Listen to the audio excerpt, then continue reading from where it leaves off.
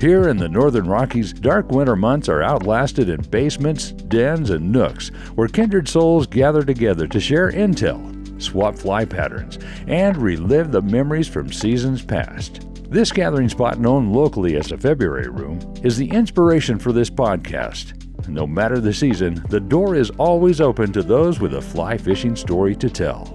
Brought to you by CD Fishing USA, the North American distributor for composite development fly rods and accessories. 40 years of Kiwi ingenuity and graphite technology, now available at cd-fishing.us or your local CD USA dealer.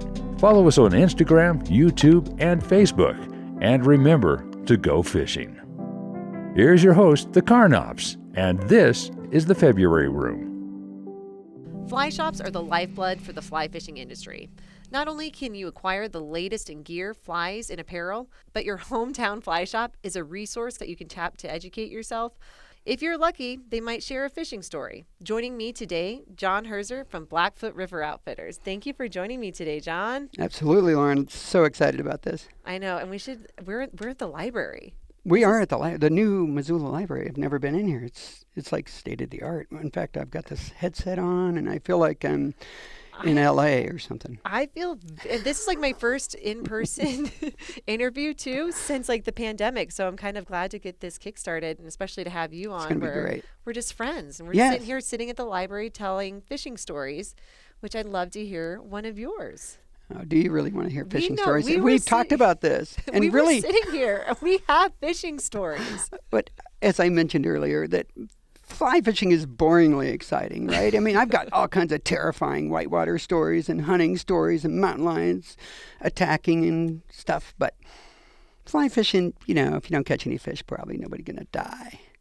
Well, so really, that's the base of it. But there's fun stuff that happens on fly fishing trips. So we could talk a little bit about those. Yeah. I mean, we were even just talking about, you're like, did you ever hear about the story about Justin? And I said, no. Justin being your husband. Yeah. And I was like, no, I have not heard this story. And you're like, he hasn't told you yet? So I actually want to hear this story. So Justin, who guided for us, and this is a long time ago. I don't know. You two weren't married at the time, I don't believe. No. But you were together. Okay. And so I don't remember what year it was. But anyway, yeah, we were in the spring and taking some great fishing clients from Seattle that we've taken many times. And it was an April day, and I don't know how the fishing was. I'm sure it was on par for April, which is usually pretty good. And we have this group of four people, a father and a son, and then two buddies of the father.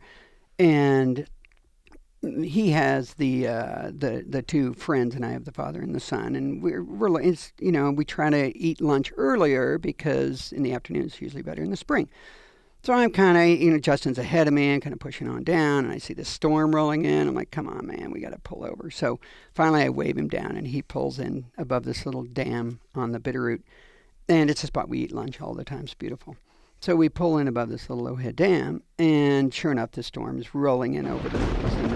Solway Bitterroot Mountains, as you know, but a lot of your listeners might not know, but it like holds a lot of the storms. It looks really, really bad. It comes out about almost to the river, and then it drops back. This one's coming on in, and it's full of black and lightning, and you can just see a black shower coming. So we're scrambling for some trees. And it's private land, so we can't go back into the trees too far. We got to stay below the water mark, and so we're doing that. And our guys kind of take cover. It starts raining really, really hard, and they kind of duck under some trees.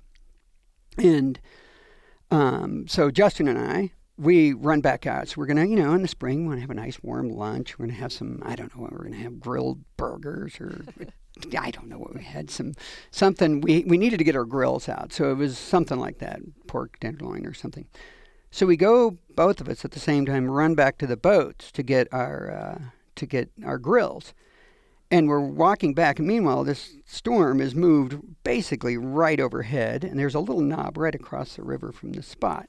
And meanwhile, a boat from Bend, Oregon, we can always tell the Oregon boys, which Justin knew them as soon as he saw them. They have a big metal boat, they're steelhead guys, and they're banging every rock. The water's really low in April. They're just making a bunch of noise.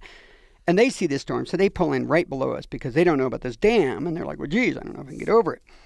So they came over, and I just said, pull over right here. It's no big deal. They didn't want to crowd us. I'm like, you tuck in here for a little bit. You guys can go around the right side there. Okay. So they pull over, and we're going back to grab our stuff. And we start walking back across the gravel toward the trees, and this lightning bolt hits. And I mean, it is terrifying. It just blasts this little knob across the river. It's only, so that's 300 yards away, which is pretty close. I've been around a lot of lightning, but it was close enough. So Justin kind of looks at me, and his eyes are all wild. He's like, good God, that was close. So we start kind of footing it to the trees, and low trees. We're trying to get to the high trees. And another one hits, and this one is about 150 feet from us. Not yards, 150 feet. It hits a cottonwood tree, blows a huge, and the cottonwood's about as big around as, I don't know, your standard big cottonwood. I couldn't reach around it. And it knocked a V out of the corner like a piece of pie. From the top to the bottom, exploded hundreds, thousands of little shards of wood everywhere. And I look over at Justin, and he is flat to the ground, and his grill is like 4 pieces, just a total yard sale. It scared the shit out of him. And he is laying there on his ground. He looks over, and he's like, "Oh my God, that was close." So I'm just like, geez. And then I realized that this metal boat is pulled under that tree. Oh my God. So I'm like, these guys are cooked, Yeah. And there's a little line of brush between us. So I kind of run through there to look for them, and they're white as a ghost. And they have shards of wood all over inside their boat. Oh my gosh. And they're okay. And at the bottom of this tree, it just smells like fire, burning. And there are rocks not quite as big as a bowling ball blown up out of the ground under the tree, out from under it at the roots. It's pretty cool. I mean, this thing, it was a big bolt hit right there. These guys couldn't get out of there fast enough. We're like, where the hell out of here? They turned their boat around and banged it on down the river. So meanwhile, we're like, geez, that was a little too close. So I turn around and start walking back toward our boats, and it's a quick moving storm, so I don't think it's going to hold too long. And there's my friend Dick, who's this client who, since then has passed away. He was in his late 80s. He was a wonderful customer. And he'd already battled multiple bouts of cancer, and he was just been sick, and he'd just come back and just kick ass on everything. You couldn't put him down. And we had told him he'd been smoking cigarettes his whole life. And there Dick is, feet up in the boat, sitting on there smoking a cigarette. Meanwhile, his friends are all cowering, and his son is cowering under there. And I don't know if Justin saw this, but I walked over and I said, Dick, what the hell are you doing? You got to get out of here. He goes, have you know what I've been through? He goes, look around. You think that lightning's going to hit me? And he takes another drag of his cigarette. He goes, I'm fine. Just cool as a cucumber. Oh my really gosh. Great. That is such a great story. Were the burgers well done? Oh, I don't know about the burgers. I think the burgers probably got done real quick. Yeah, I'm sure. That is such a crazy story. Justin never told me that story whatsoever. Maybe I made it up. Maybe you did. Is it a fishing story? You don't know. Don't know. I'm pretty good at making things up. I'm a good fishing guide. Well, I'm the one with the podcast. I'm really good at shooting shit around people. All right. But what's so incredible, and as you were just talking about the client that you had that was 80 years old, and you had him forever, and he's passed away. You have made Blackfoot River Outfitters has been here for 25 plus years. 33, 34. I don't know. No, let's see. What it's 2022, so 32 years. Yeah. And when we were sitting here, and I was just talking about how much impact Blackfoot River Outfitters has done within the community. I mean, you've probably produced how many fishing guide, how many outfitters? Lots. Yeah. I mean, you've really been a passion.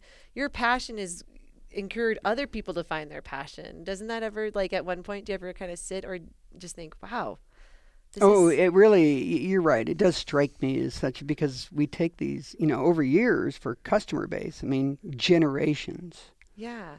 Like, I'll have grandpa, dad, son on the same trip that the guys we're taking tomorrow. I took one of these. There's 3 sons and a father. I took one of the sons when he was still in high school. They all have families now, and the sons are bringing their kids tomorrow to go fishing. So that's really cool. And then there are other things more like, around the community and the fishing community in Montana in particular, that, I'll, whether it's an outfitter that owns, some big guiding company now and stuff, and I signed their first license. There's a guy in Ennis who owns a big fly shop there and does a ton of trips. I signed his first guide's license, and there's one of the little river rangers down in the Smith River, Nate. Hi, Nate, if you're out there listening. Really cool, super cool guy, Nate Claus, great outdoorsman. And I remember taking Nate and his brother and his dad fly fishing when Nate was in high school. I don't know, he was a sophomore maybe. He's younger than my son is now, I think. And now Nate's the river ranger for the Smith River. I think that's really cool. I've just met all these really interesting people, and hopefully we'll have a good impact on them. I mean, we're really fortunate. We got a pretty good gig. I have a great gig because the only thing I can really good at is taking people fishing. That's a good thing to be good at. Yeah, well, it's not rocket science, honey. I don't know. I have to say, we had hosted a ladies' fly fishing, fly tying, casting event, and I got stuck with the knots, which is, I can tell people how to do knots, right?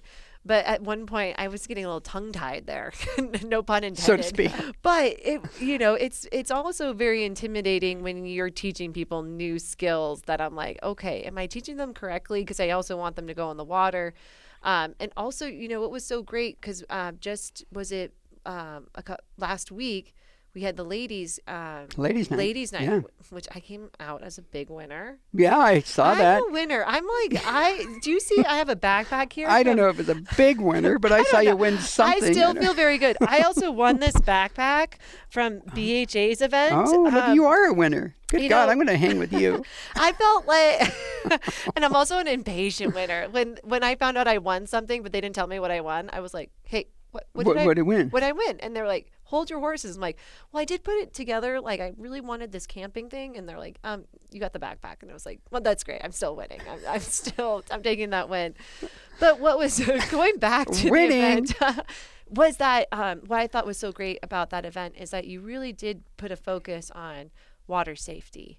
Yeah, that was cool. We hadn't done that in the past. And we did a little throw bag toss, and it was so interesting, and I don't know if, obviously, people don't know how this works, but typically we have a list of events, our events, what would you call that, where you sign the little slip. You've gone through these, I'm missing the word, where you're going through this little course. You do the casting event, and then you do the throw bag event, and then you do the knots. It's not an event. It's more, because it's not a competition. Yeah, you just say, I did this, right? Yeah. And then you throw that card into the big drawing for a big shopping spree or something for several $100 or $1,000 or something. So anyway, you go through one of those. So we have a pretty backed up line because I didn't really realize how long it would take to stuff the throw bag. I haven't done that in a while. When somebody's throwing it every minute. But it was really insightful for me that I had so many women come and they said, well, God, this is great that you're doing this. We have that in our boat. I didn't know what it was.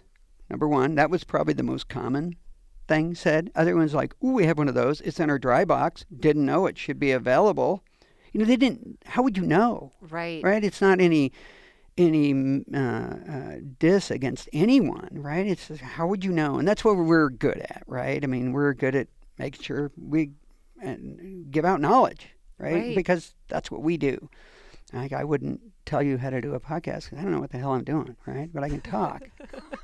And I can tell you about stuff. So it was really fun that they really took that to heart, and we made it fun. You had a little life jacket, and you try to hit the life jacket, or something like that. And someone would shoot it 100 feet over my head or come right back down their feet, because if you've never thrown a throw bag, how would you know how to do it? One gal, and another thing I love about women, other than just they're women, and I hang out with a bunch of men, is that they really think about stuff, and they ask a lot of questions. The dudes are like, yeah, I know. Well, really, you don't know. And if you knew, and if you were so good at fishing, you probably wouldn't need me to help you out. But dudes kind of generally are that way. They're like, yeah, I got it. and they don't have it. Women, not the case. I would argue most guides worth what their weight of guiding is, they much prefer women because they ask questions, and if they don't understand something, they're going to ask you. And then they also think about stuff, so it makes me a better guide. They think of different ways to teach them, and whether that's some people learn by sight, and other people learn by listening, and other people, you have to move their hand. All right, this is the way you want to do it. Other things, my brother's notorious for putting a strap on someone's wrist if they're breaking their wrist, and just different techniques. One gal in the throwback toss, see, I'm circling back in there, she says, oh, so it's like cornhole. Exactly.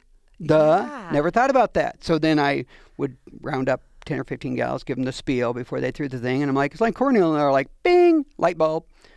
So now when I explain how to throw a throw bag, it's like a hard cornhole toss, and how hard you're going to throw it, how far is the cornhole. I saw some of those throws. There were some pretty intense ones. Oh, well, ones. A couple of them, I was like, all right, this gal's underhand, soft pitch, or a softball pass pitch, like Division 1. I literally walked by, and I think someone threw it, and someone was like, whoa. Yeah, that was me. Okay. I mean, she burned a couple of them to me. Have you ever had an instance where you had to use a dry bag? Throw bag. Yes. But, once again, that's not in this life. That's in my old life. Although, I guess I didn't have to use one, and in the gorge, I guess I've done it a little bit with fishing, but as a whitewater guide. So I was a whitewater guide graduated from high school. This is telling my age. I'm really old. 1982, I was a whitewater guide before I graduated from high school, and I ran a big whitewater company in Colorado, and then I started doing a lot of crazy stuff in California, all the serious class 5, and then we were in Africa and doing really crazy Zambezi, big volume class 5. So yeah, I've seen a lot of throw bags in the water. Yeah. At one point I came down the Zambezi, I came around the corner at Rapid 15, and it's a big drop, really big. And there are 45 people swimming in front of me. Every boat's upside down. So I'm like, all right, guys, get your shit together. Buckle down. Here we go. Were people freaking out? Yeah, you just got to, and that's another thing. So there was 162 flips amassed in 6 months when I was there. I had 2 out of 16 guides. It's not because I was a better guide. I was better at people. So you'd get people moving around, and that's what I'm talking about. It's just being able to, a lot of these people didn't speak great English or something, but I could, I'd be able to tell them how to move around in the boat. We'd be on the edge many, many times a day, but you get high side here, high side there, and you get that enthusiasm going, and all of a sudden you're down the river. So then, you get to the bottom of the drop, and you pull out your throw bag and start dragging people in, because they were all over the, it was just popping up everywhere. Boats upside down. It's crazy. So yeah, I've seen a lot of throw bags, but not in a while. I think in fishing, I've only pulled my throw bag out twice, maybe 3 times. And 3 times with clients, not in my boat, but I that evening at ladies' night, a person that was there said that they were guiding on the West Fork of the Bitterroot, which right now is raging, right? It's running 1700. It's a luge. It's a fast river. It's fun to fish, but it's rocking. There's not a whole lot of eddies. It's moving fast. The waves aren't big, but it's just cranking.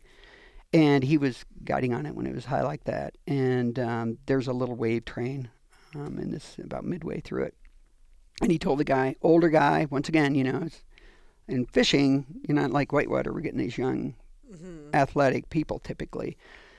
Fishing, you don't know what you're going to get. And he had an older guy, late 70s, early 80s, pretty fit, he said. And I told him, said, all right, reel up. We're going to roll through this little rapid section. It's not big rapids, but it's waves and it's moving. And then we'll fish at the bottom of it. The guy's like, okay. And he said they hit the first wave. The guy like, whippy! And he spins around and he just kept going out of the boat. And he had never seen anybody in a river. And if you've never seen anybody in a river, especially it's swollen, so most of the time you're going to use a throw bag, is when the rivers are high. That's why it's not happening a lot when people are fishing. But the rivers, when it's swollen, then a body goes much faster. And I should know this, I probably did at one point, but I forget a lot of things.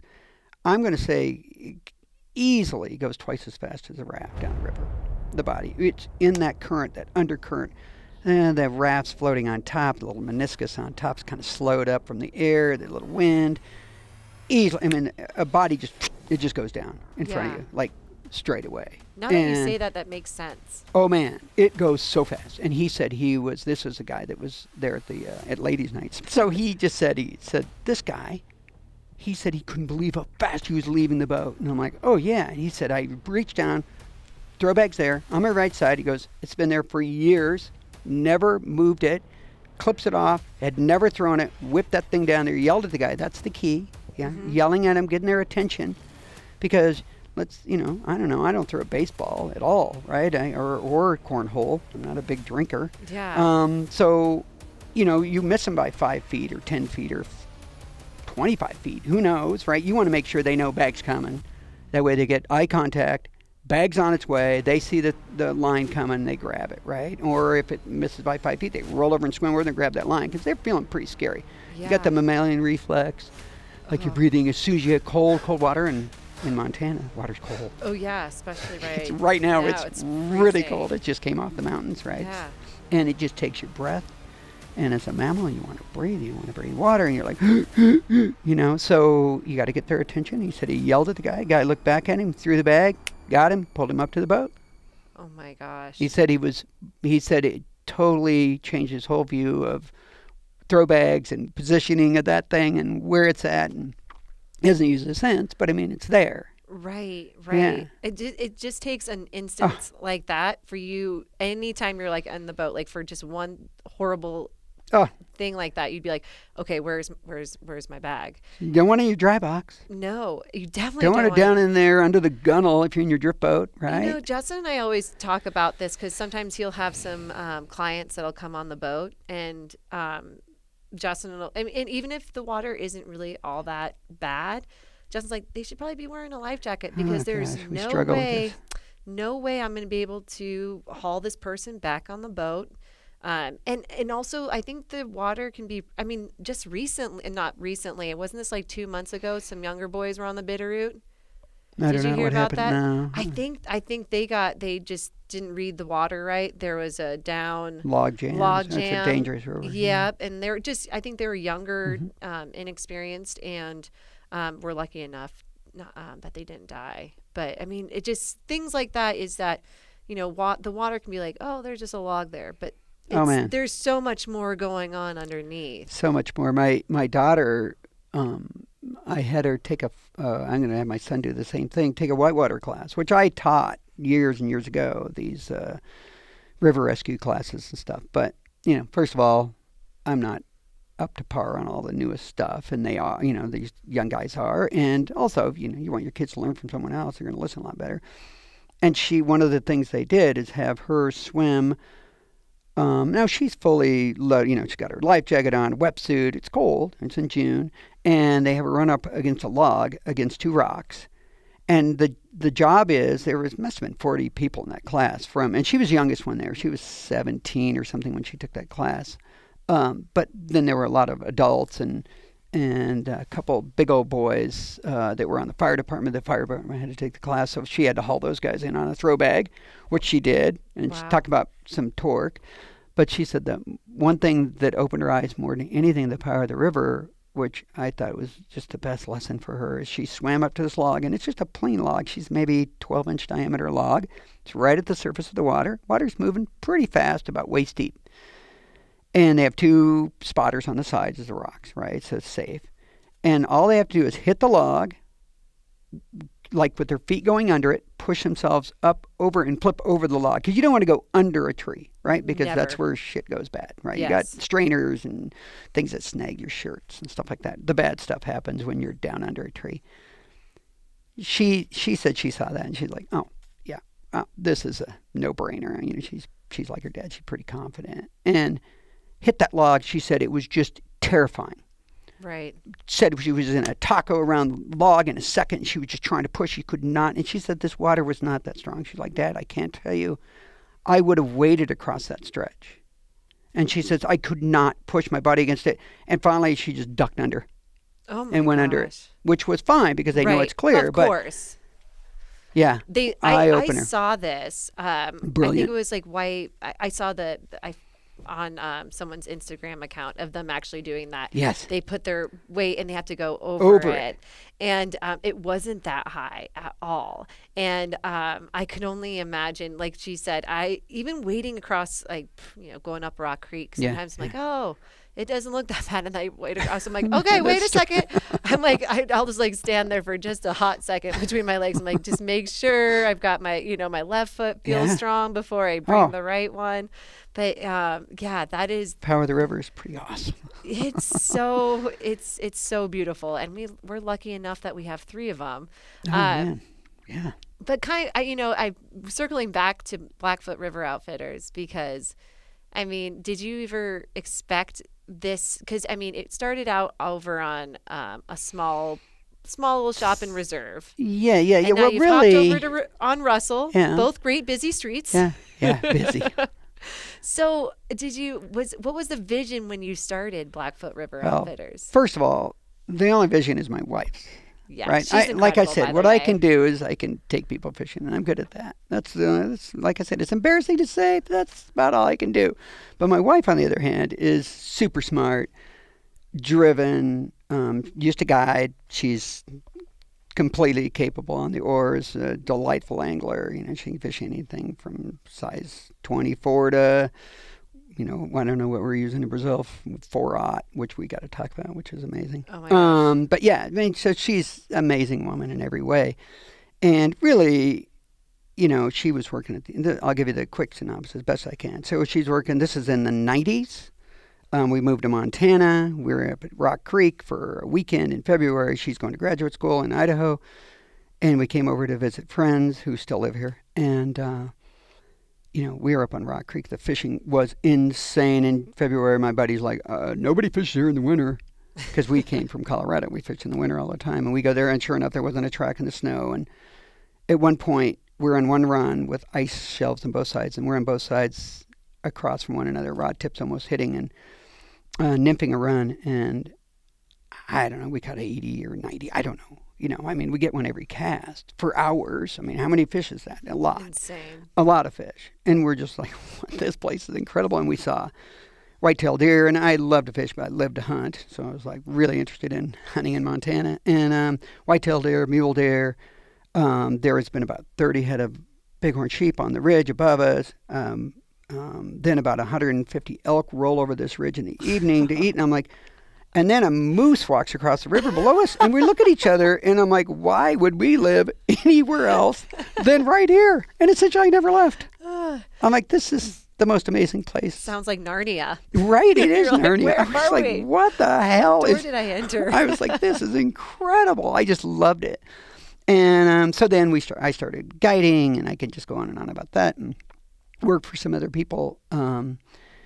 And then Terry, my wife, was working at the university, and everybody's like, oh, you got this great job. Everybody's talking about a job, you get benefits and all this stuff. And gosh, she was there for 10 years.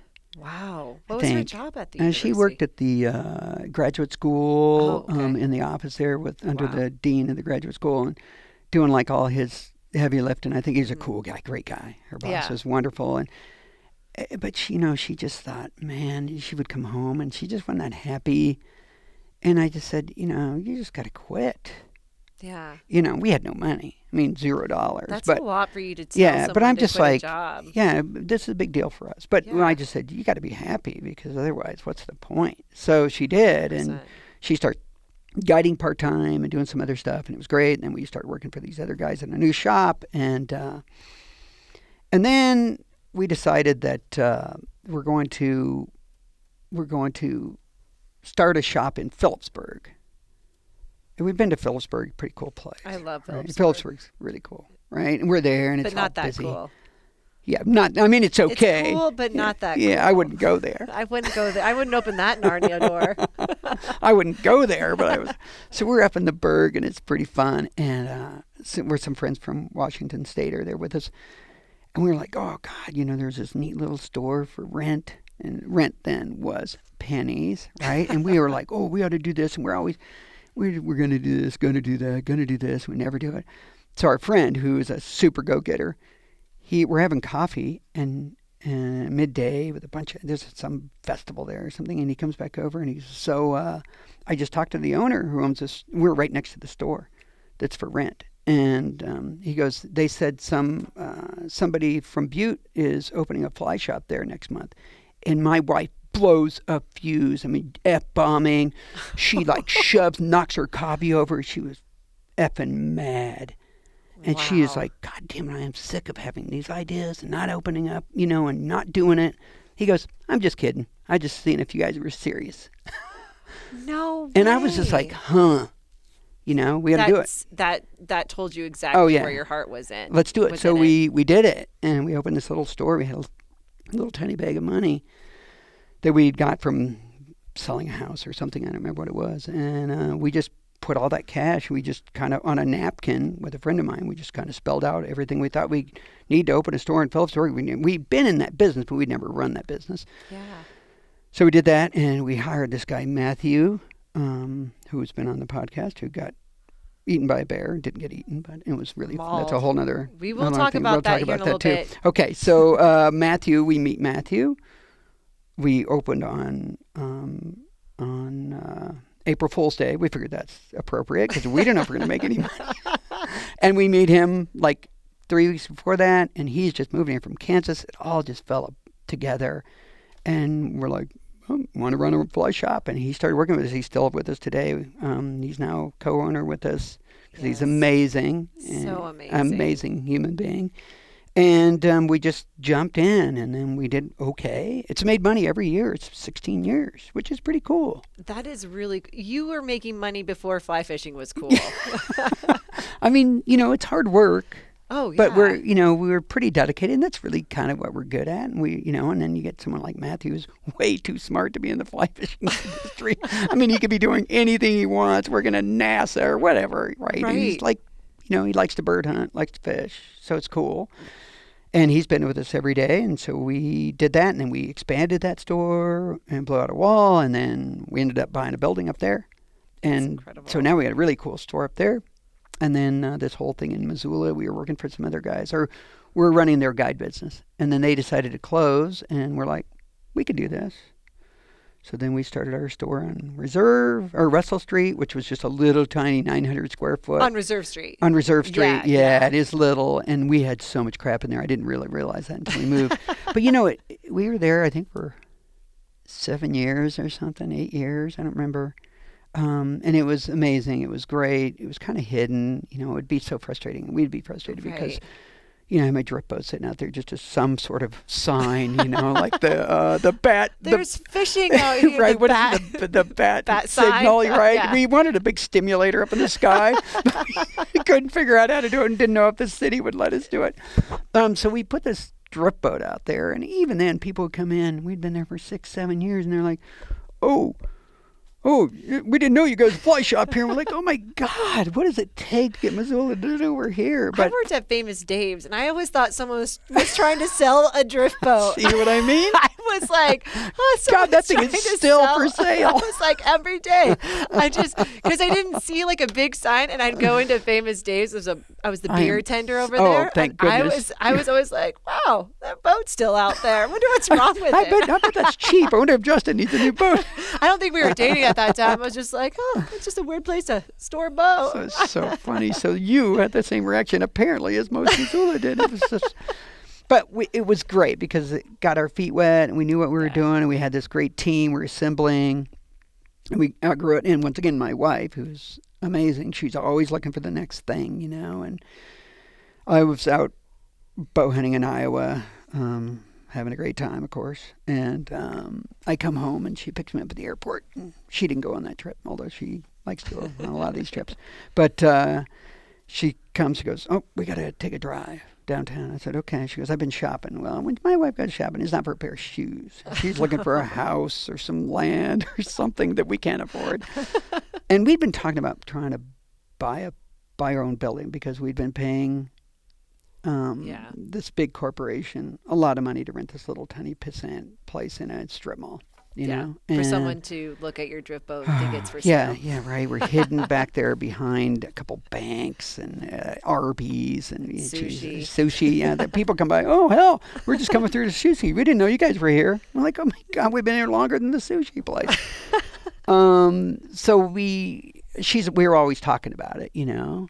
And once again, I'm always the naysayer. I'm the half full, or what is it? Half empty? I'm the half empty guy. She's the half full. She's filling her up. I'm always the half full. Yeah, that's what I'm just like, nah, we can't do that. She's like, bullshit, we're doing that. And so I get off the plane, we go for a drive, and we go to this little place and that little place. We're driving around Missoula, and there are all these empty lots, and, you know, this is X dollars. I'm like, yeah, next, you know. And I said, so?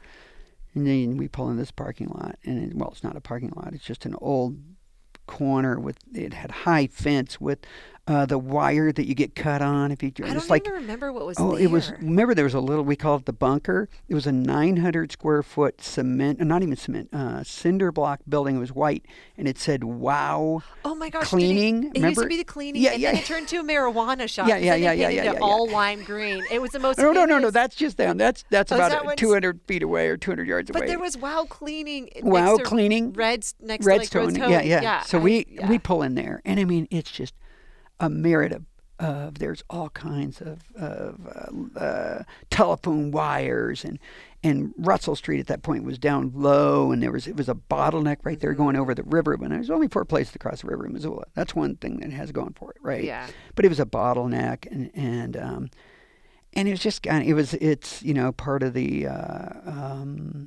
what do they call it? Area that they're trying to revive, you know, in Missoula. I can't think of the name of it right now, but one of those zones, you know, and redevelopment zone. Yeah. And I was in there, and I'm like, I don't know if I said, what the fuck are we doing here? And she looks at me, she goes, bear with me. She goes, this is a diamond in the rough. I said, you got the rough part right. I don't see the diamonds. Wow. Exactly, right? It's a big sign. It's wow. And I'm like, oh my God, this place is a dump. That could be a sign too. Oh, yeah. It did. It was. We took that to the Missoula Redevelopment Association. We were trying to get some money to do some upkeep on and they help with like sidewalks and stuff, this infrastructure, and some of the plumbing stuff that comes out of the street. Which there's a big move in Missoula to stop tax increment financing. And I would argue it's good. It's good for business. It's good for us. It gave us a little bit more money that gave us time to hire more people. It's good. Yes. Right? It's a good thing. Absolutely. There's a lot of people I read in the paper all the time. These guys are they're up in arms about tax increment financing.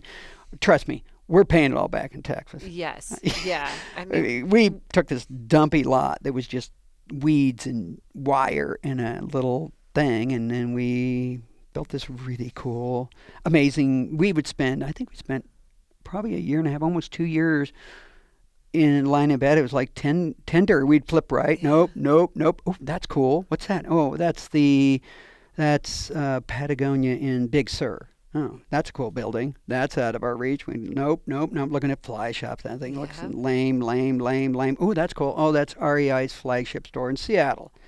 So we had this vision of what we wanted, it was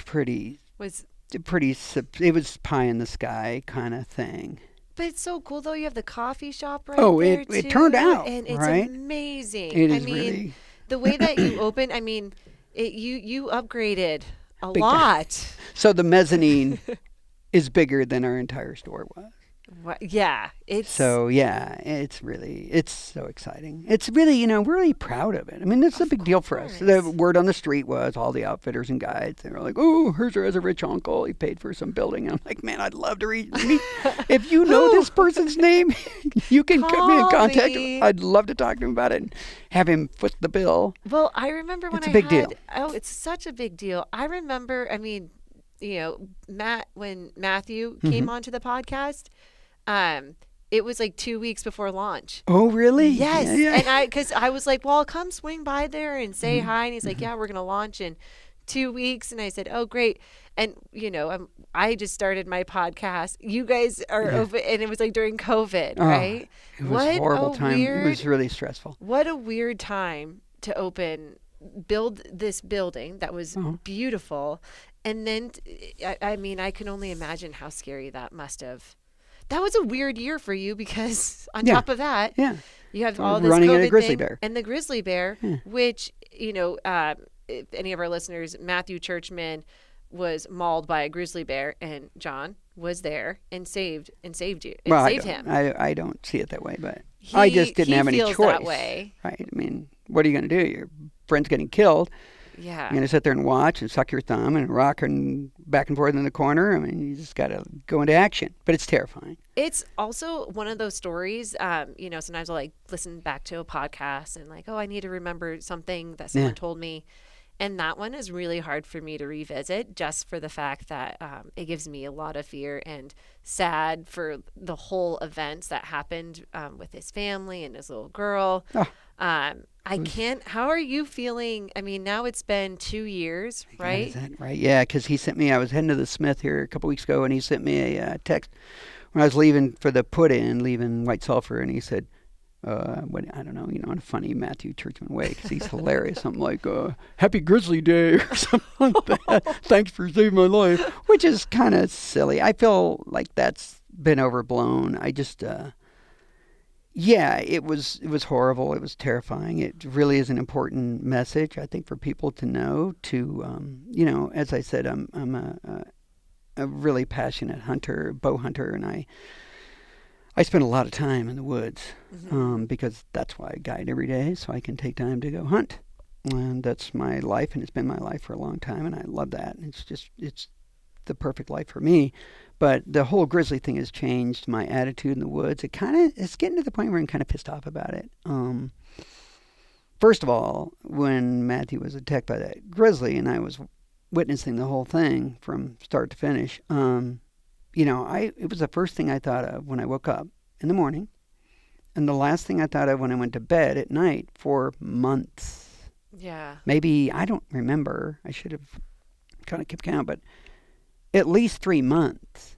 Oh, God. Of course. I mean, I had dream after dream. I dreamed my wife was walking over a ridge and screams, and I run over the ridge, and there'd be 3 grizzlies running her down, and just horrible shit.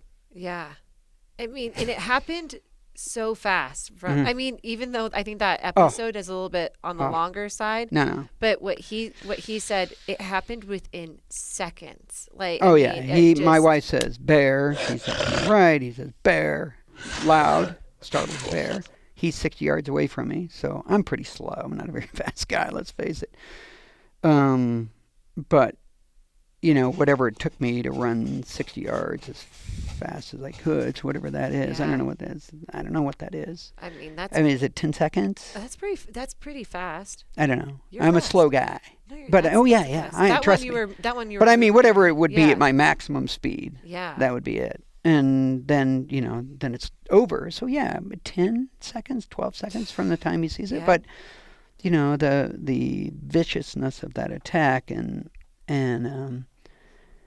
how hard it hit him, and it was like a truck hitting somebody. I can't tell you how his injuries that he sustained will never in my mind match what I saw, because when I arrived to him, I full well expected him to be dead.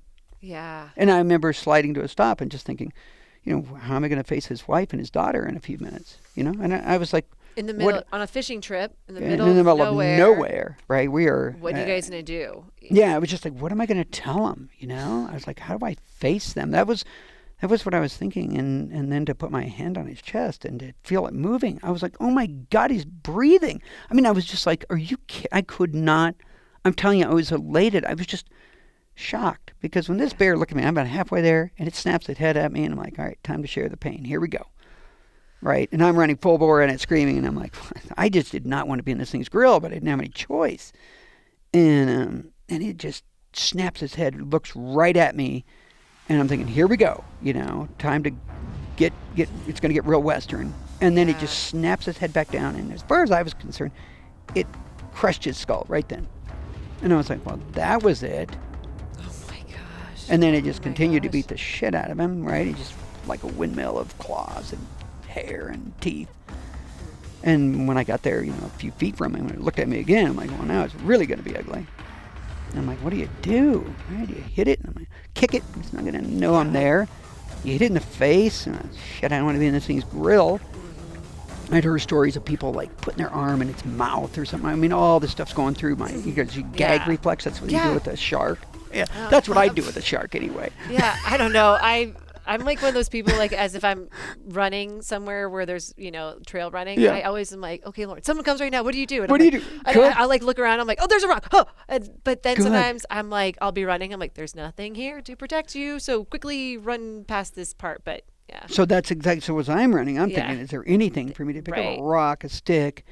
Nothing but gravel and, clear. And then when I'm 4 or 5 steps away and it looks at me again, and it snaps its head over, and I'm like, oh man, it's going to get really bad. But I could hear my troops coming on behind me, so I felt like I've got help, and he doesn't have anything. And then it spins at me. I'm like, here we go. And it just spun 180 and left. Oh my gosh. Which was the coolest thing on the planet. And then I felt he was alive, which was amazing. And my friend slides up there, and I'm like, hey, the bear's gone. You're going to be okay, Matthew. And I could see a lot of blood pooling up under his face, and the mud almost knocked him under the river, probably 12, 15 feet in the air. And his face was in the mud, and his blood pulling up, and in there. And I'm like, okay, still yourself, be cool, because he's not going to have an eye, he's not going to have a face. They always bite your face. That's what sucks about grizzlies. I know. I've read a lot about grizzly attacks. Oh, I'm sure after that it was just like... Lots. Yeah. And they really like to bite your face. Maybe because of the way it... I don't know. I don't know. That's what they want to eat your face. So I'm like, okay, yeah, mountain lion. Mountain lions are cool, but you're not gonna startle a mountain lion. Yeah. Let me tell you that. I've called a bunch of them in real close. They're terrifying, really terrifying. Like from me to you, a few feet away. It's not like a grizzly bear. No, it's not the same. No, I never want to see a grizzly bear. It was pretty scary.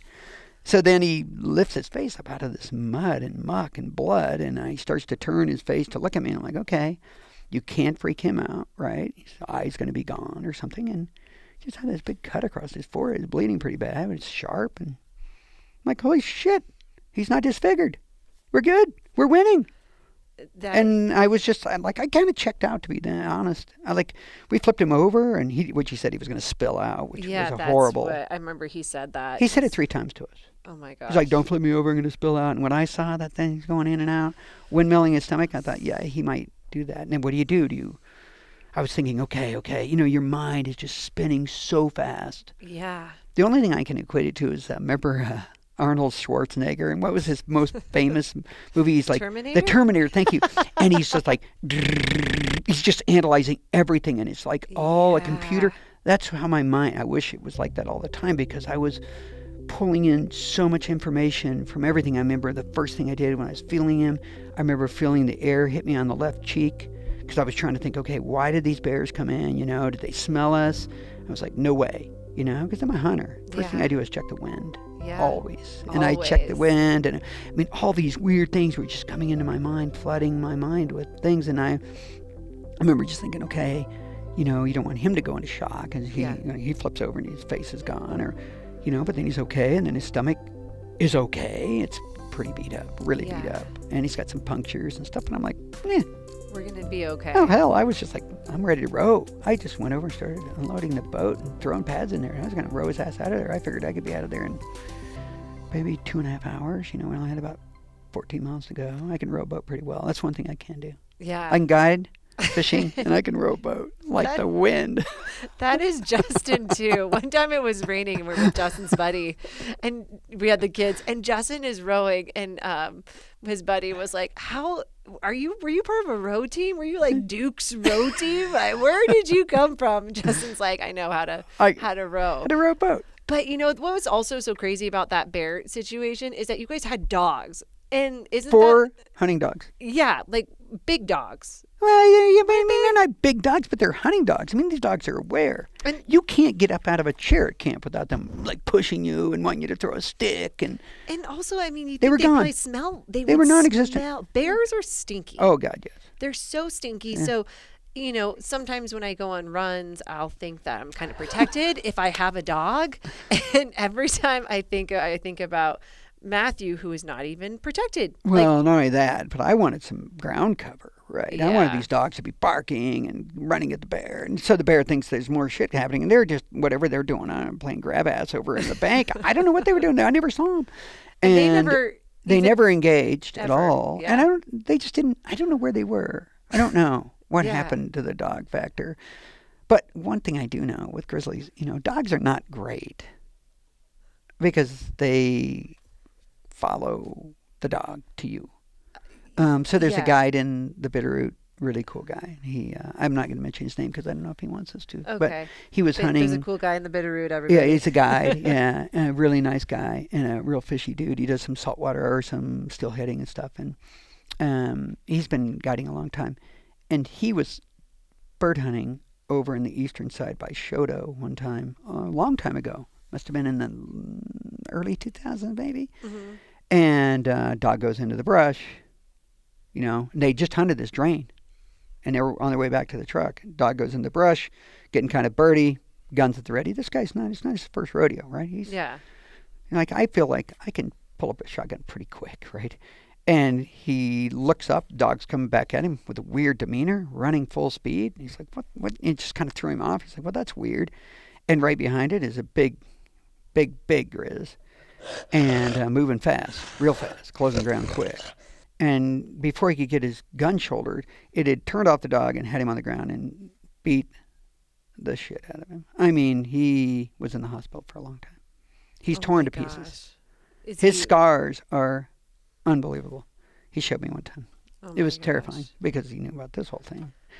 And yeah, it just thrashed him. So not to freak everybody out, but I think as an education thing, it's really important to know, like, we hunt birds a lot there. And now when I hunt birds around Montana, it's kind of bumming me out because I've seen how fast this happens.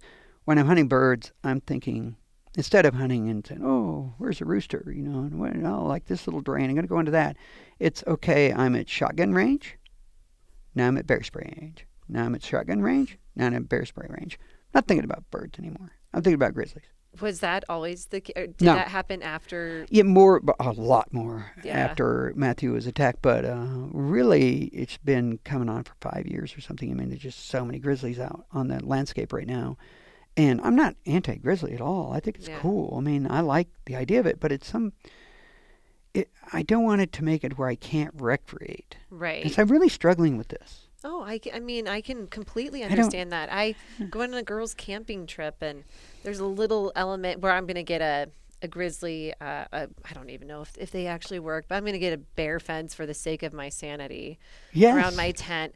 But, when Jess and I were in Ennis, we went to this fly fishing in Ennis, and there was a photographer there, and he had all these grizzly photos. And I was like, oh my gosh.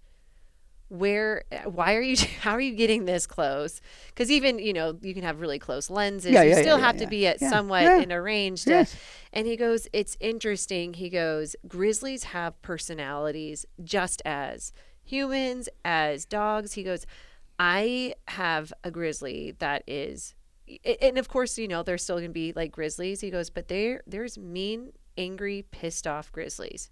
And that's their personality. And he had this one picture, and I was like, was that the mean one? Because this grizzly is on its hind legs. Its claws are out. And he just, like, you could tell he was just looking for something. And he goes, that one was the meanest grizzly. The bad one. And then there was this other grizzly that was sitting in the flowers, like literally looked like a dog. And he goes, and that grizzly was just, he goes, it's interesting that, I think people, like you said, I think grizzlies are great. I like looking at the Ennis fly fishing film, the Ennis fly fishing banquet, and looking at the pictures. I don't ever want to come encounter of a grizzly. I don't want to see one. I really don't. I like looking at them. Yeah. It's just it's not my jam. I kind of feel like I'm going to be killed by a grizzly. Don't say that. Yeah, seriously. And I'm okay with that now. It took me a long time to get to that point, but I'm cool with it. Because I'm sick and tired of not, like, since this whole attack thing, and I've been a different person. Like, I used to go antelope hunting by myself out in the plains. Well, now they're on the plains where I hunt antelope, like lots of them. It's really affected. And it bumps me out. And I'm like, fuck that. Yeah. I'm going to go hunting. After 2 years, you're like, I'm just like, you know what? I'm going, and if that's what happens, that's what happens. I don't want it to happen, trust me. Yeah. But I'm like, I just don't want to change who I am and what I do because there are grizzlies on the landscape. I will say that, and maybe this is the National Forest Service will have me indicted for this, but I mean, I wouldn't hesitate for 1 second to shoot a grizzly bear. Not in 1 second. If I was hunting and, I'm hunting pheasants, and like I say, I'm always gauging that distance. I'm like, under 15 yards, no way am I pulling my bear spray. My friends like every one of my friends has been charged by a grizzly. It's staggering. I'm telling you, all of them, because we hunt where they live.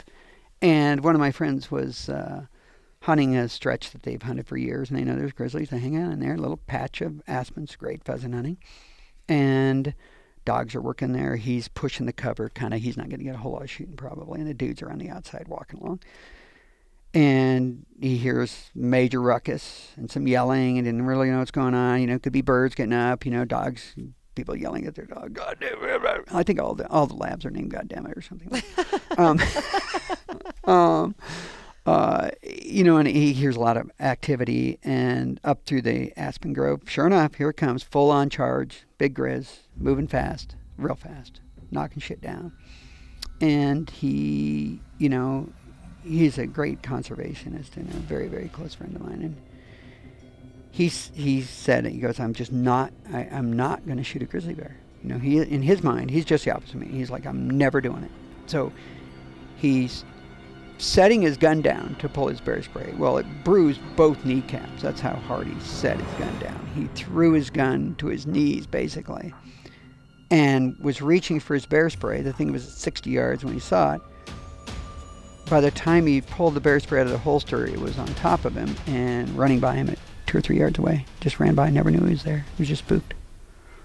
Oh my gosh. That's terrifying. How fast they're moving. Justin has had some encounters with grizzlies. Yeah, I mean, it's what's going to happen. But I mean, like I told you when we were hunting and, we weren't hiking and then we came back down and there was grizzly on the snow and I was like, I mean, first off, we have bear spray. I have a gun. So I do feel and our head is on a swivel. Like, yes. I also like to be, and when I go hunting, even though it's probably, sometimes I like to make sure that there's some ground that I can see. Like, I can't just be, I don't know. I like to know that there's an end point to like where we're going. I'm like, Justin, where are we going? Because I need to make sure, Yeah. Yeah.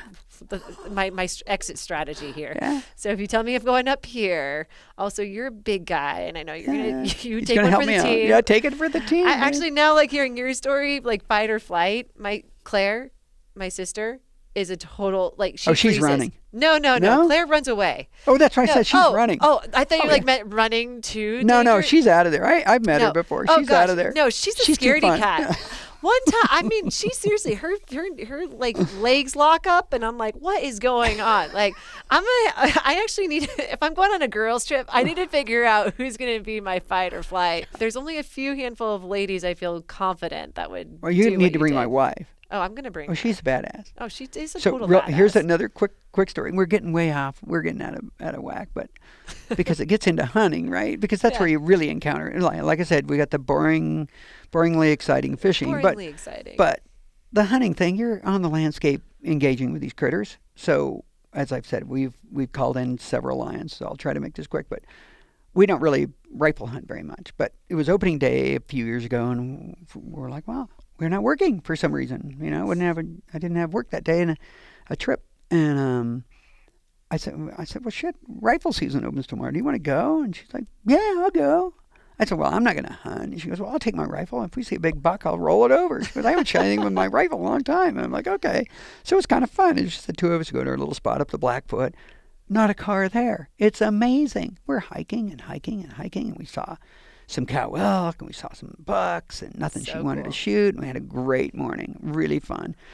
I don't know where all the people were because it was opening day. I expected it would be Orange Army because I'm never out there. Yeah. Right? So I don't know what to expect. But anyway, it was a lovely morning. Beautiful. Nothing we wanted to shoot. So we're rolling back off the mountain toward the truck, and she's like, whoa, there's something. She goes, there's a deer. I'm like, oh, and I kind of stop, and she has a great eye, and I'm looking down there. I'm like, she's like, oh, and I have to move over a little bit. Sure enough, and she's like, oh, it's a lion. I'm like, oh, yeah. It's about 100 yards away, 110 maybe, and beautiful, big full-grown lion. And it's kind of looking up at the hill at us. And I'm like, well, man, that thing's awesome. So I pick up my binoculars and I'm checking it out. I'm like, it's really beautiful. And it's just looking at us. And then it looks down the hill off the side. And I'm like, ooh, might be some deer coming up. It's probably hunting. And I said, we got to look alive. She goes, look alive. She goes, here's what she, and then the thing snaps back at us. She's like, all right. She goes, when the shit goes down, this is her quote. When the shit goes down, I'm going to hand you the bear spray. Because we got bear spray, right? She goes, I'm going to have the bear spray. I'm going to give that to you. I'm going to hand you. No, she says, I'm going to take the bear spray. I'm going to unholster the bear spray. You're going to grab my rifle. She goes, because she didn't grow up like shooting rifles. She's a great shotgunner. But, like my son probably shot a BB gun more before he was 5 than she shot her entire life of any gun, right? Yeah, so it's just different, right? She just didn't grow up doing that. So she's like, I don't know if I can shoulder a gun fast enough to shoot a speeding lion. I'm like, oh, okay, when the shit goes down, I'll take the gun. I'm like teasing her. I'm like, God, it's just a lion, no big deal. And we're kind of watching it. This goes on for several minutes. It's kind of looking at us, looking downhill, looking at us. And she's like, oh, there's company. I'm like, what are you talking about? She goes, there's another one. I'm like, what are you talking about? What? And I look over with my binoculars. I'm like, holy shit, there's another lion. She goes, there's another. I'm like, stop it. Now she goes, great. Now it's 3 on 2.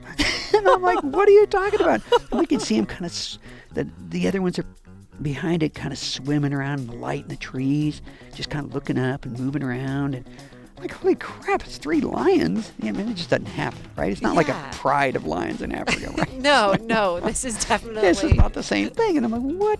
I'd never seen this. I'm like, wow. And I've got my binoculars. I'm like, holy crap, this is awesome. And then the lion that's closest to us, it looks at us again. It's just staring at us. And while I'm looking at it in the binoculars, full-on Serengeti charge. Like, going as fast as it can, tail up in the air, that black tip just snapping like a bullwhip above its back. And there is, like, I've got 10-power binoculars, so I'm looking 110 yards away. It looks like it's in my lap, right? And I could see the dirt coming out from under the claws, and it is just bearing down on us as fast as it can come. She's like, the shit's going down. What did you do? And she goes, pulls her bear spray. That's why I tell her, you got to have my wife there. Yeah. She pulls her bear spray out, hands me the gun. She goes, take this, bear down. I'm like, so this is a beautiful little, oh, God, I can't even think of her little 7mm08 that she has. I had it made for it, cut short. It's a beautiful little gun we never really use. I throw this gun up. Well, it's so short, the stock. Like, I see a pinhole in the scope. I'm trying to back it up, trying to figure it out. I'm like, holy shit. Because I'm trying to get back away from the scope so I get the full view. Yeah. And about the time I do, it comes to a stop. So now it's about, 60 yards. Come halfway, maybe. Oh, my gosh. And it's there, and it's like its feet are up on a small log. So it's got its chest up, and its tail snapping around. And he's like looking, his ears are back. And I'm like, good grief, this thing's starting to piss me off, And I'm not really paying attention to the others. Meanwhile, my wife is like total wrestling stance, wide stance, bear spray out, caps off, good to go, man. She is golden. She's buckled down. And then it just kind of like, I don't know, I don't think it made any noise, but it was just like looking at us and looked really not very happy.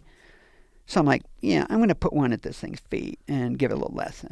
Yeah. Said, I don't like this. I haven't had him do this before. I'm like, I'm not going to do that. So I'm like, shoot, and I hit this log right below it. Well, like rocks and bark blow up in its face. Well, if you took a cat and you threw it up in the air, that's what the thing was. It was like flipping and spinning in the air. I'm like, she's like, oh my God, did you shoot it? I'm like, no, I didn't shoot it. I said, hit in front of it. It startled the hell out of it, right? All these rocks flying up.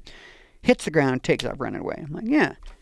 Skids multiple feet to a stop, spins around, and just starts coming right back.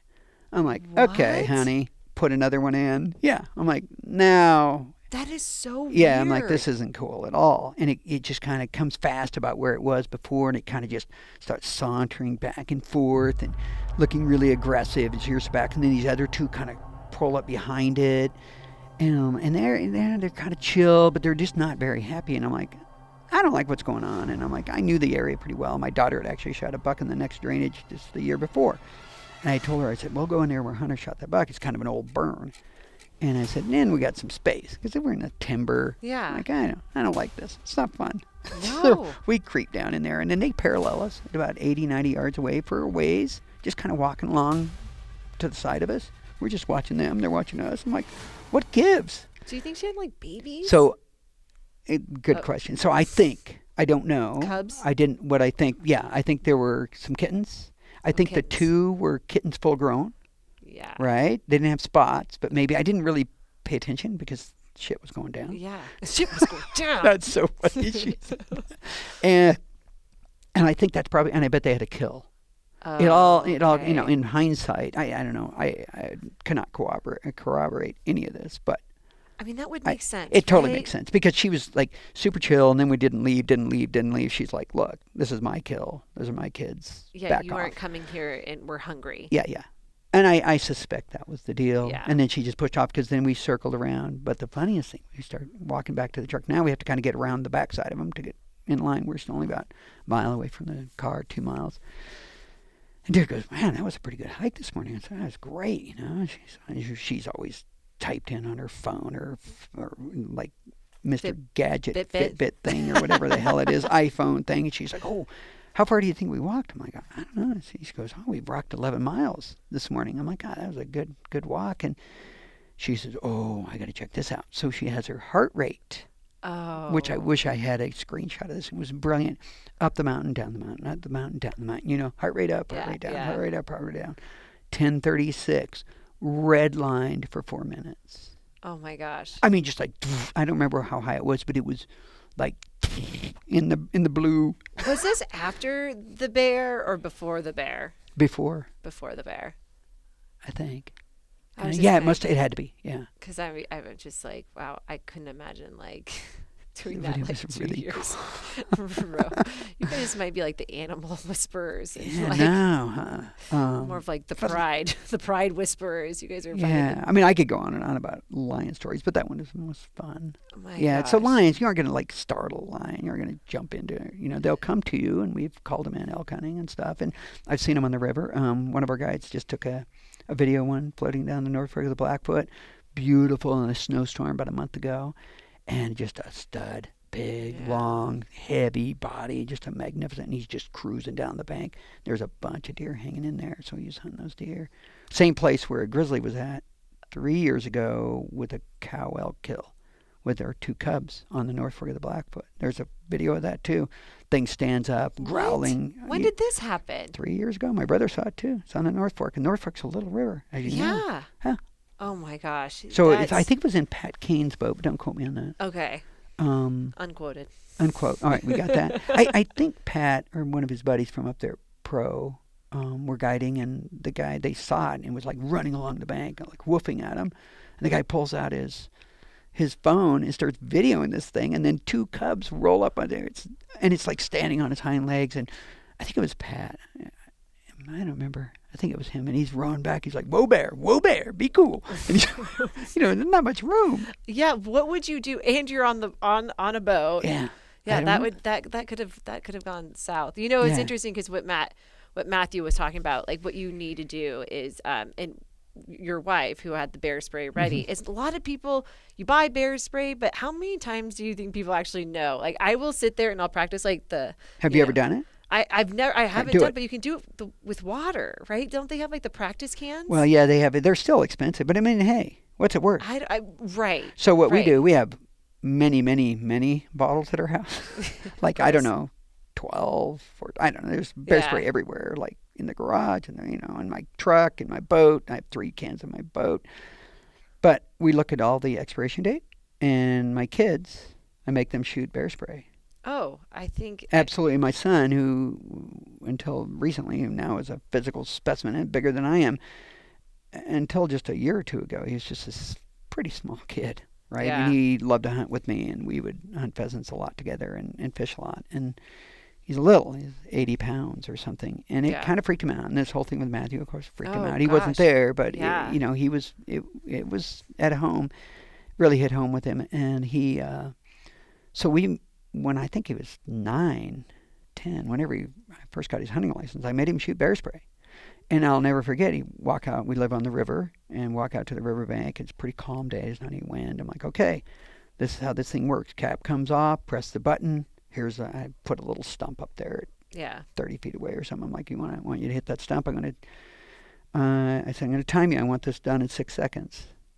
And his little 9-year-old kid, he's like, okay. And it's kind of cool for him. He's going to draw the canister, And I'm like, bear's coming. Let's go. Hit the thing. And he's pulling the thing out, flips the cap.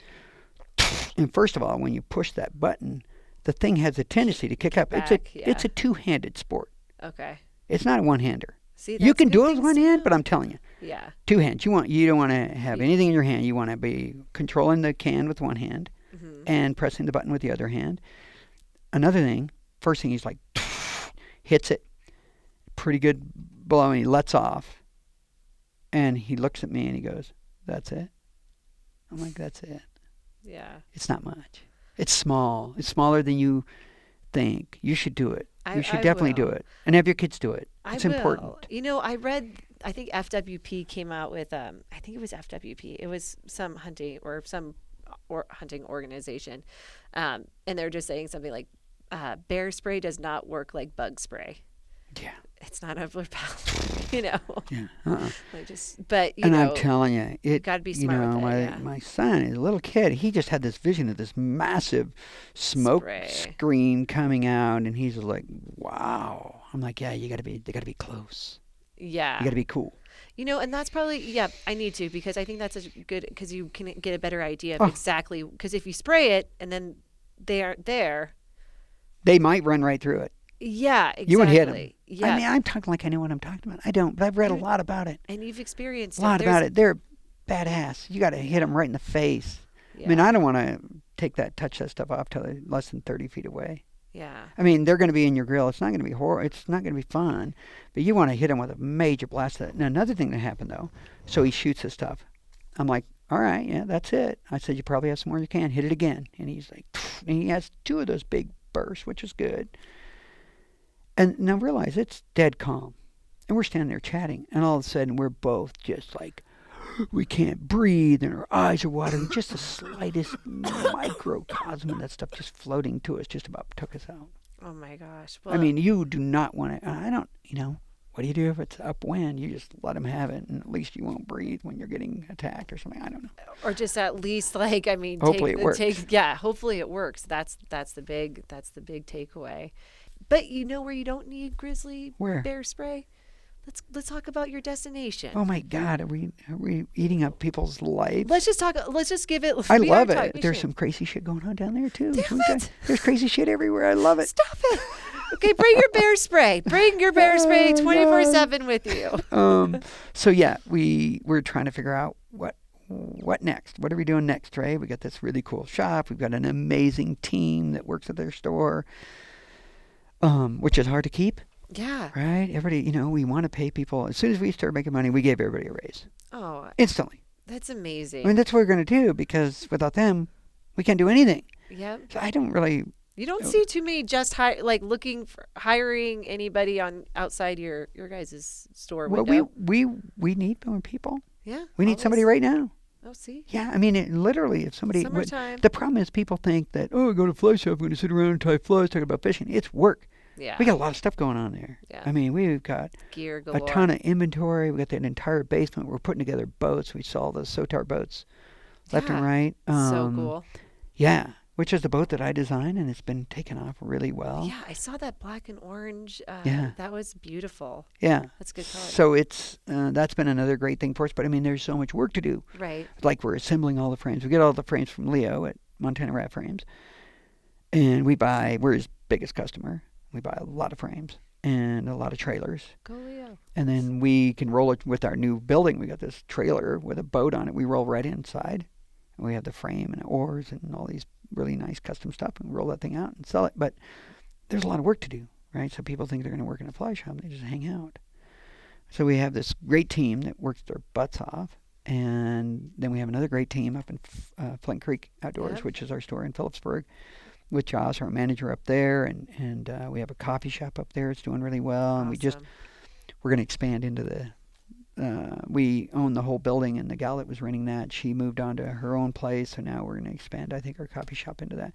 So cool. We got a lot of stuff going on. You guys are doing a lot of stuff, yeah. And now you guys are like, let's keep adding more. Yeah, we're piling it on. So then we're like, well, what's fun? What does your wife say? Let's get ready. Shit's going down. Shit's going down. Shit's going How are we down. going to roll with it? Come on, let's keep rolling. What else can we do? And you need to. I'm like, Matthew, he just, every time he's like, what are we doing now? He's like, are you kidding? We're going to open another business.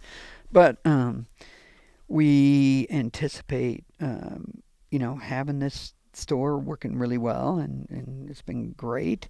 So what we'd like to do is really start doing a lot more destinations. Our kids are older. My son's a junior. My daughter's graduated from high school. She's going over to Seattle to esthetician school here pretty soon. I'm so excited for her. I'm excited for going her to the city, and so cool. Country girl. Don't have to worry about grizzlies. No grizz, but a lot of creepers. Okay, I don't know, maybe not. But I think this is really good for her. I'm probably more excited about it than she is. And my son, probably go to school. I don't know. So we'll have, instead of being soccer parents and doing all the travel and all that stuff, and they're both on these crazy travel teams and everything, and a bunch of high school stuff, which you'll find out soon enough. It is, when your kids are young, they make decisions that mess up the week or something. The bad decisions they make now are life-changing, right? So the stress level just is increased. But now they're both super cool and great to hang out with, and we can leave. Yeah. So we're doing these hosted trips. So what we do is we pick 2 or 3 places that we want to go that are cool. I love it. And then we invite clients to join us. And people are like, well, why would I do that? I can just book through whoever, Yellow Dog or whoever, which makes sense, right? We get the same deal they do. Nobody pays any extra. Right. It's the key. In most of these places we've been to before, or if it's an inaugural trip, then we usually have people that we know that they're in their game, right? Yeah. We're like, we've got all the intel. This place is great, but we're going to make sure. But we haven't been there, so I don't know the guides personally and stuff like that.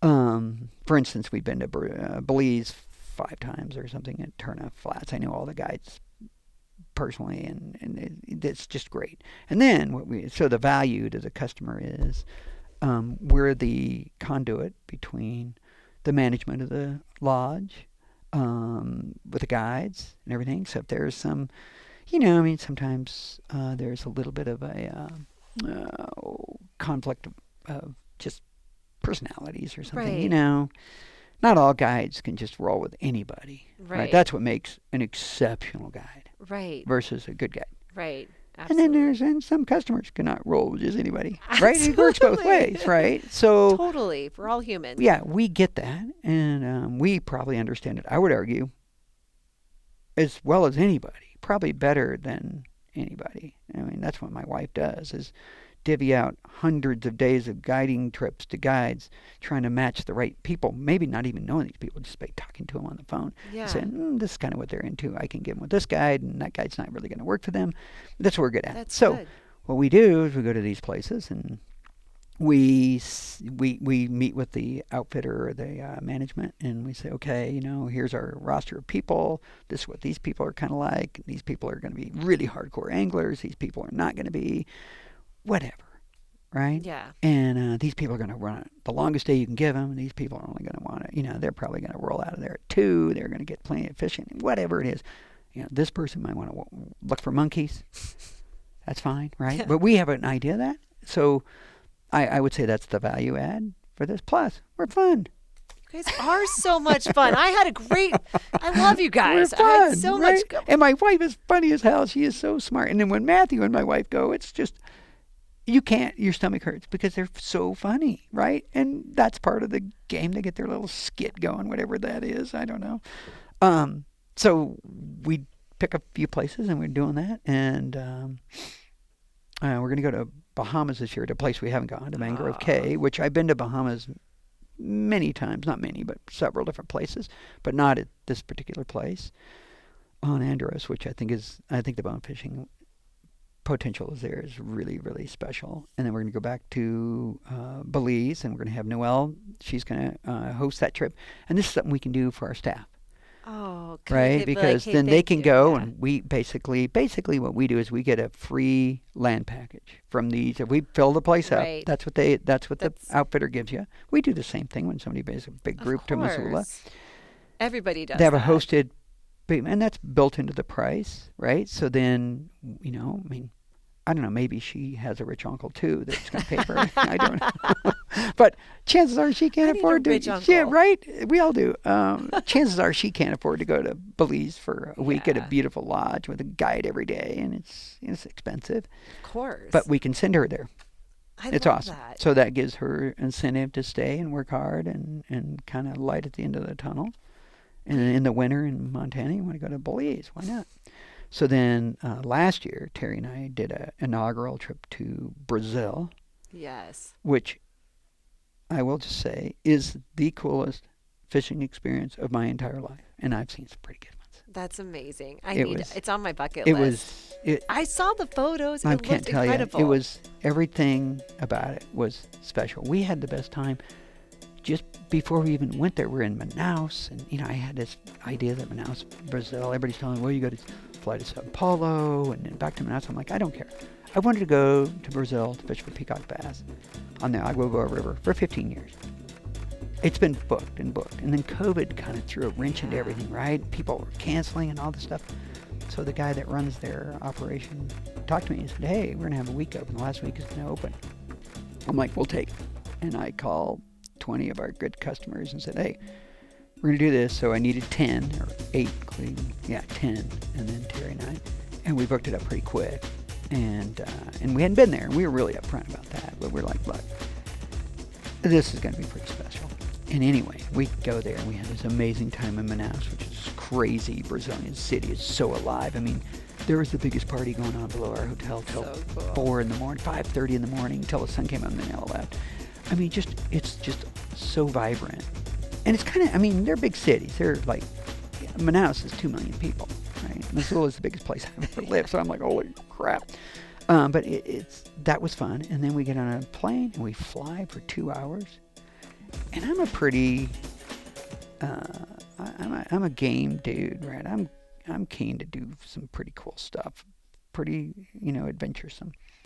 But when you're flying for 2 hours in a small plane, and all you see is water and jungle and water and jungle and water and jungle, I'm like, not a house, not a road. I'm like, right on. I'm like, I hope the wheels stay on this bus. I would vomit. No, it's awesome. That gives me anxiety. No, well, I mean, that's what's cool about it, right? Because then you're like, there's a little anxiety, and then like we're going up the river, and I've literally been thinking about this for 15 years. We're flying up the Rio, and I look down, and it's chocolate. And my heart just sunk. I'm like, really? This is so typical. I'm like, God damn it. And I'm like, man, I get these great client friends of mine, and we're all excited about this, and the river is blown out. Yeah. Oh, and we did take a little tour on the Amazon where it meets in Rio Negro, which was amazing, right? First of all, I'm like, okay, I'm going to the Amazon. I'm going to do some fishing. I'm going to have fun no matter what. And I immediately, because I can see the altimeter starting to dip, and we're dropping. I'm like, okay. And I'm looking for lagoons and ponds. I mean, I can't get my guide mind stopped, right? I'm like, I'm in charge, boy. I got to. Right. And I'm like, oh, shit, man, I got to figure out some way to make this happen, So I'm looking at different places. I see some ponds and stuff. And then we kind of tip over on a wing and we make a curve. And there's another river. And it's blown. It's pretty big, you can say, but it's kind of green. I'm like, oh, I can work with that. And that's the Água Boa. We were going to, I can't even think of the other river right now. It doesn't matter. So anyway, we drop in, you spin around. They do a quick circle to make sure there isn't any animals on the on the little airstrip when we drop in. And right there is a lodge, and they meet you with champagne. I mean, it's a really, you're in the Amazon, but it's pretty cool. I was blown away. My new favorite person in fly fishing, Carlos, is the manager there.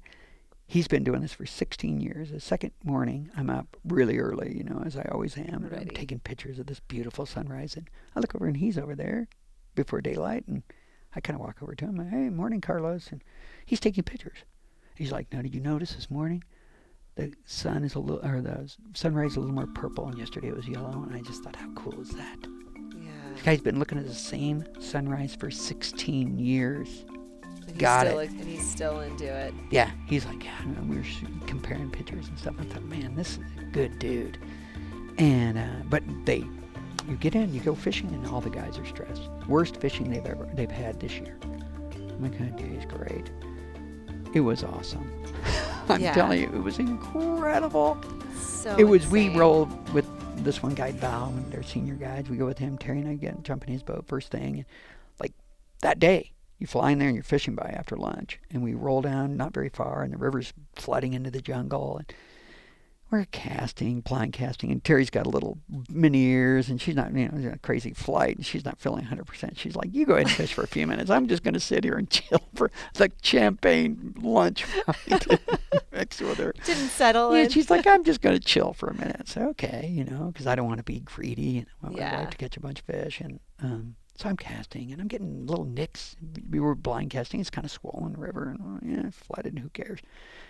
And he's trying to tell me to set the hook a little harder. And I'm thinking, man, it's hard for me to shut off my guide mode. And plus, I'm just like, really, I thought, if I can do anything, I can run a hook into this table, into oak. I can set a hook. I'm like, they're not really hitting it. They were like tick, tick, tick, tick. And I thought, well, Jesus, this might be hard.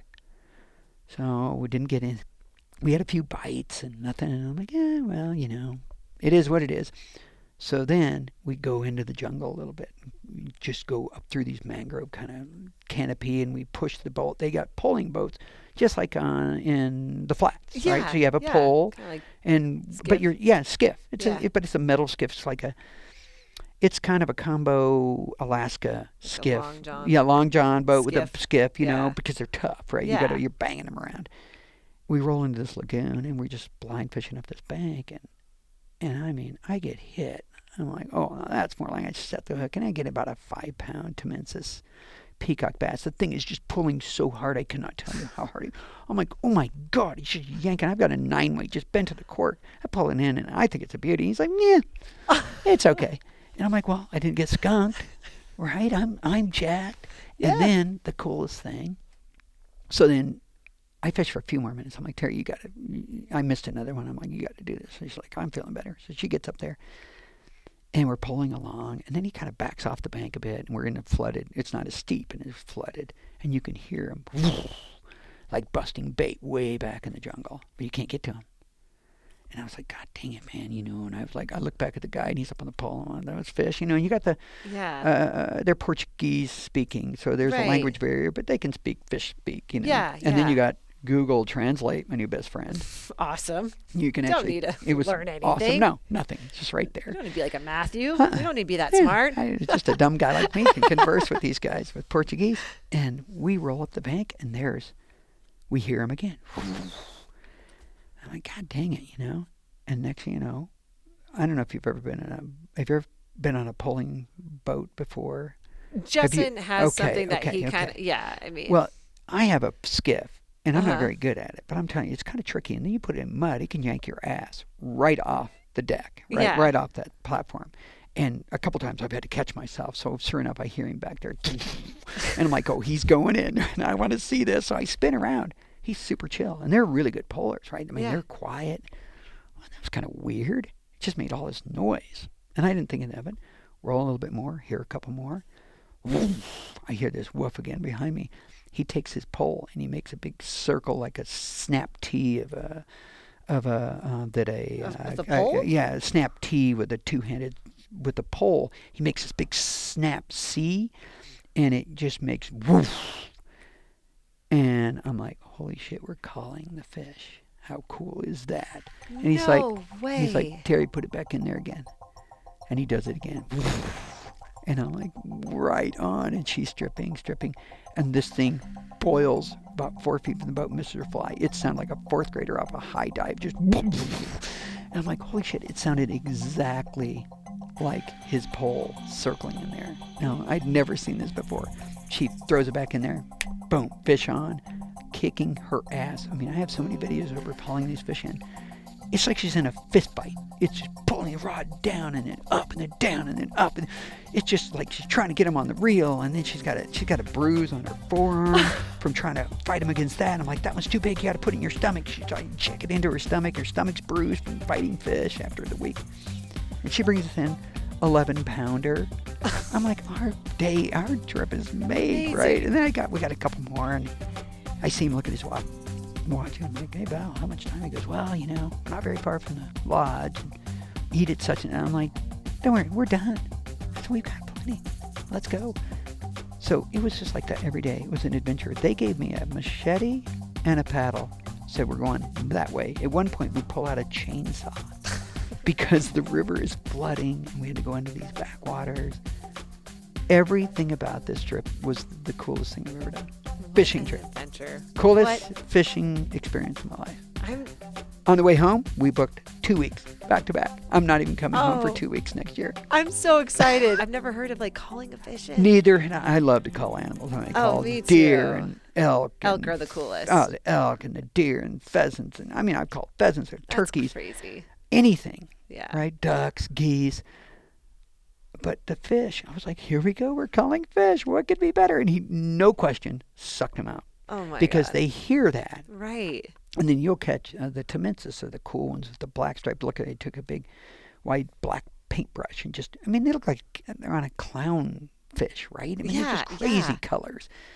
Doesn't and then even look real. The butterflies have the spots on the sides, and they don't get quite as big. I think an 8 to 10 pounder would be a really big one. Most of them run like 2 to 5. But imagine catching the hardest fighting smallmouth, like over and over and over and over again. Smallmouth. It's my They're favorite. just like that. And you my could catch, I bet out of a space no bigger than this little room we're in right now, Terry probably caught 15 of those peacocks in there. And the butterflies, just one after another, just throw an air streamer in there and just wham, wham, wham. And they're making a bunch of noise, right?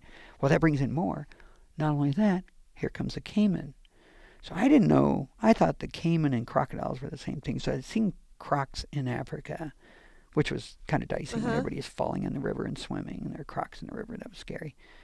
And I'd seen alligators in Florida, but I didn't realize the caiman is kind of in between the two. They get almost as big as a croc. So anyway, we're in Brazil. There's caiman. Here he comes. We have great videos. Coming in, and then he Terry snagged up on the bush, and he's yanking, and she's yanking her fly out. And he thinks it's a bird, so he's hanging out right under it, trying to look up at her fly. And, you know, I'm leaning over. I turned into, she said this, I'm her boga bitch. Because all I'm doing is taking her fish off with my boga grip. We have a knockoff boga grip. The first one I got, the big one, 11 pounder, first big one she caught, I picked it up. We weighed the thing. I got to put it back in. It yanks it out of my hand, and I had to reach over at the last second and grab the thing. That's how strong they are. 2 of our people lost their grips on fish. Just took them and swam away. Oh my gosh. So, I mean, they're really tough fish. Yeah. So I'm handling all these fish that she's catching, right? Because I'm the boga boy. You are the boga boy. And I'm like, come on. And I told the guide, I'm like, I don't. He goes, oh, he's fine. I'm like, he's not fine. So finally, he pushed the boat over there. Bang! Smacks him on the back with his push pole. That's an 8 or 9 footer. And it swims off. So he goes, he's spooked now. I'm like, I don't know. So we pull back out there, and I'm like, all right, Terry, I got to fish at least sometime. She's been catching all the fish. She's like, good, my arm's sore. So she lets me take a cast or two. And I throw in there, fish on, first thing. And sure enough, here he comes again. Come out of nowhere. She's like, uh-oh, we have a sacrificial bass. Gets about 8 feet from the boat. She's videoing the thing. It just eats the peacock bass right off of my line. Just wham! Oh my gosh. Oh my gosh. It was startling. Oh, how cool. Well, yeah, at least now you have really 2 cool. weeks. But now I'm like, I asked Kaboko, the guide, I'm like, Kaboko, are we feeding the bear here? I mean, is this smart? Right? Because now he's like, well, hell. Right. Now he's always going to follow the boats. Exactly. Yeah. What did he say? No? He's like, man, it's fine. He said it was spooked a few minutes before that anyway. Hakuna Matata. Yeah. I don't even know if that's what they say there, but Hakuna Matata. Yeah. Oh, and speaking of, you were talking about the good grizz and the bad grizz, because they were talking about these crocodiles. I was like, yeah. Talking to Carlos, the manager, about him. And he goes, I told him about that. I'm like, is that bad? He goes, that's fine. He goes, you probably wouldn't want to do that every day, but it's fine. I'm like, all right. He goes, another one, there's about a 12-footer that lives right there at the dock. He goes, I don't trust that one. I'm like, what? Are you serious? The one that I basically force feed every day. Hello. You could just hand him a little. Sat there, look at the sunrise with your little buddy there. Give it a little bit. I mean, he's right there. He goes, no, I don't trust that one. I'm like, what? Why do you tell us this? See how he acts when you see him at next visit. Yeah. Well, John, if people are wanting to maybe go on this excursion with you. We've only got like 3 spots, I think, left. Okay, 3 spots. Or maybe people want to work at the shop and have an opportunity. Absolutely. What's the best way for them to follow, get in touch with you? BlackfootRiver.com. Yep. That's our website, and that has all the connections. And then we have Facebook, obviously, the same thing. If you look up Blackfoot River on Facebook, Blackfoot River Outfitters.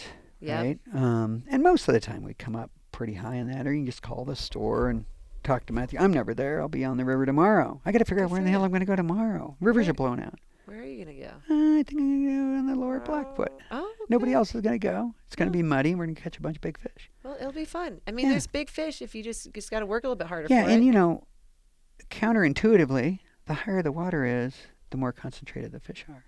Most people think just the opposite. They think the lower it is, the more concentrated they are. But in these big rivers, they can spread out from bank to bank. Yeah. When the river's really high, they're all shoved against the banks or on the inside corners.